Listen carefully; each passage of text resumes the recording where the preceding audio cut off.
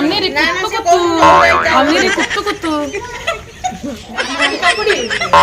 ଗାଜରଟା ଭାରି ସୁନ୍ଦର ଯାହା ହଉଛି ଭାଇରାଲ ନ ହଉ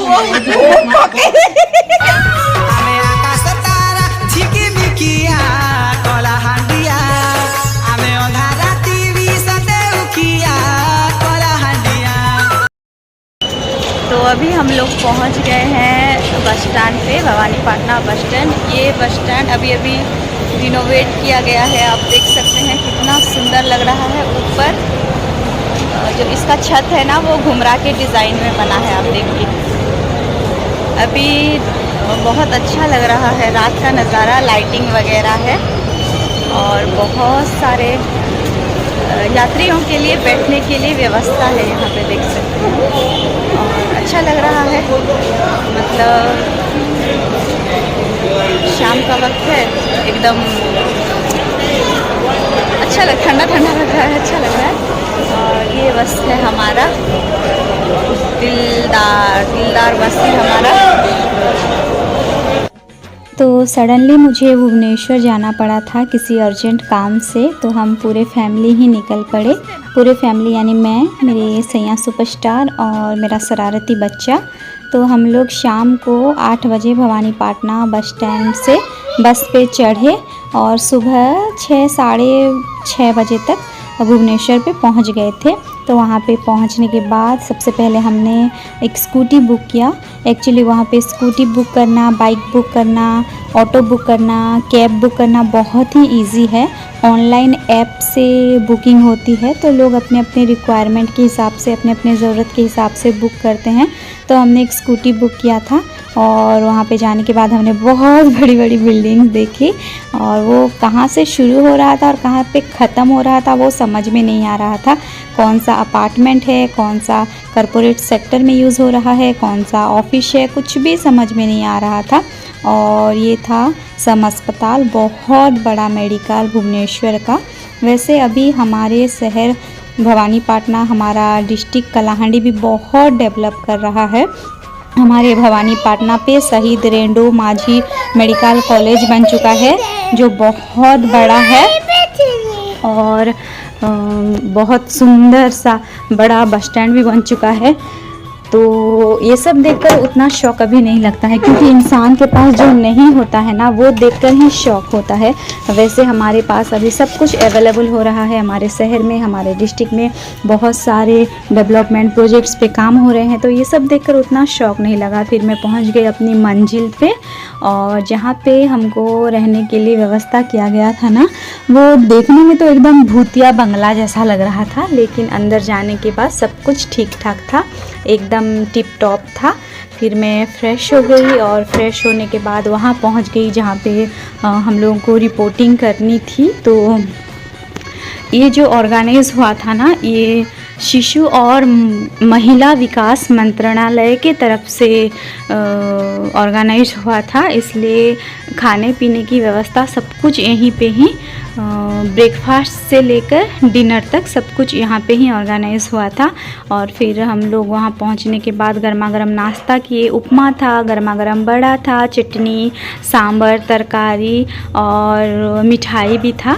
तो फिर ब्रेकफास्ट करने के बाद हम लोगों का स्वागत हुआ वहाँ पे और इंट्रोडक्शन ली गई हम लोगों की। तो सब कुछ एकदम मस्त था। एक्चुअली ये मेरा पहला एक्सपीरियंस रहा और मैं भी शिशु और महिला विकास मंत्रालय से थोड़ा बहुत जुड़ी हुई हूँ। यहाँ पे जितने भी लोग गए हुए थे ना, सब अपने अपने डिस्ट्रिक्ट को रिप्रेजेंट करने के लिए गए हुए थे। तो मैं जिस विभाग पे कार्यरत हूँ वो भी शिशु और महिला विकास मंत्रालय विभाग का ही हिस्सा है, इस वजह से मुझे भी वो सौभाग्य मिला अपने डिस्ट्रिक्ट के तरफ से वहाँ पे रिप्रेजेंटेटिव बनकर जाने की। तो वहाँ पे जाने के बाद हमारा इंट्रोडक्शन होने के बाद वर्कशॉप शुरू हो गया था। फिर लंच ब्रेक मिला, तो लंच भी एकदम मस्त था और सलाद था, पापड़, हर एक आइटम था वहाँ पे, जैसे वेजिटेरियन लोगों के लिए वेज और नॉन वेजिटेरियन लोगों के लिए नॉन वेज आइटम। तो मैं फ़िलहाल अभी तो थोड़ा बहुत वेजिटेरियन बनने की कोशिश कर रही हूँ, मतलब संडे, फ्राइडे, वेडनेसडे को ही खाती हूँ और बाकी 4 दिन मैंने छोड़ दिया है बिल्कुल। और फिर भी यहाँ पे मैं बहुत खा रही थी वेज आइटम और कोई फ़िज़िकल एक्सरसाइज नहीं हो रहा था, बस खाना पीना करके वर्कशॉप में बैठना और रात को सोना, चैन की नींद। तो 3 किलो मेरा वज़न बढ़ गया था। खैर लंच के बाद हम लोग फिर से लग गए हमारी वर्कशॉप पे। उसके बाद शाम को मैं जब रिटर्न की ना, तो बच्चा मुझको किस तरह से लाड़ प्यार कर रहा है आप देख सकते हैं। एक्चुअली मैं उसको सुबह से छोड़ के जाती हूँ, शाम को आती हूँ ना घर पे भी, तो वो इस तरह से मुझको देखकर मेरे पास दौड़ा आता है, मुझको हग करता है, लाड़ प्यार करता है। कभी कभी मैं भूल जाती हूँ उसको पकड़ना, उसको लाड़ करना रिटर्न करने के बाद, लेकिन वो मुझको देखते ही मेरे पास दौड़ा आता है और मुझको हग करके बहुत लाड़ करता है। फिर मैंने उसको थोड़ा सा भुवनेश्वर की गलियों में घुमाया और कुछ डेकोरेटिव आइटम जैसे पुतला पुतली, घर सजाने का सामान, शो पीस वगैरह मिल रहे थे, तो वहाँ पे हम लोग चले गए थोड़ा सा घूमने के लिए। और यहाँ पे इंस्ट्रूमेंट प्लेयर उसका जो पुतला बनाया गया था, कोई ढोल बजा रहे थे, कोई निशान, कोई ताशा, ऐसा कुछ, कोई मुहरी ऐसा बजा रहे थे। तो वो सब देखकर इसको बहुत अच्छा लग रहा था मेरे बच्चे को, तो वो भी वहाँ पे बैठ गया। उसको भी शायद पुतला जैसा लग रहा था, मैं भी एक पुतला हूँ बोल के उन लोगों के साथ ही बैठ जाता हूँ बोल के वो बैठ गया वहाँ पे और उन लोगों को निहारता ही रहा था, देखता ही रहा था। और फिर मैं उसको थोड़ा सा घुमाने लगे फिर मार्केट बिल्डिंग की तरफ, क्योंकि हम भुवनेश्वर गए थे तो मार्केट बिल्डिंग की तरफ भी थोड़ा सा जाना तो बनता है ना। और फिर हम लोग पहुंच गए वहाँ पे, और वहाँ पे एक चीज़ मुझको बहुत अच्छा लगा, पुरी का एक झलक भुवनेश्वर पे दिख रहा था। जिस तरह से पुरी में अभी मतलब हमारा जो जगन्नाथ धाम है, श्री क्षेत्र धाम है, पुरी धाम है ना, जिसको अभी जिस तरह से रिनोवेटिव तरीके से सजाया जा रहा है, अभी उसका जो परिक्रमा प्रकल्प चल रहा है, रूपांतरीकरण चल रहा है मंदिर का, उसका एक झलक यहाँ पे दिख रहा था। तो किस तरह से सब कुछ अच्छे से बनाया जा रहा है, मंदिर को जो भी भक्त जाएंगे किस तरह से परिक्रमा करेंगे, वो यहाँ पे दिखाया गया है, चित्र के माध्यम से यहाँ पे दर्शाया गया है। तो बहुत अच्छा लग रहा था।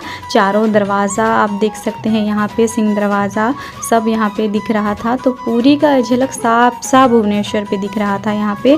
और धूल मिट्टी पानी वगैरह ना जाए बोलकर ग्लास में, उसको ग्लास के अंदर रखा गया था और बच्चों का हाथ भी ना पहुँचे या फिर कोई छेड़खानी उसके साथ ना कर पाए बोलकर। तो फिर हम लोग वो देखने के बाद थोड़ा सा मार्केट के अंदर गए, वहाँ पे थोड़ा सा घूमे फिरे। और ये बीएमसी मॉल देखकर मुझे कुछ पुरानी यादें याद आ गई थी। एक्चुअली कुछ साल पहले हम लोग पूरा फैमिली ट्रिप के लिए आए हुए थे भुवनेश्वर, तो परिवार के साथ बिताया हुआ कुछ लम्हा मुझे यहाँ आकर याद आ गया।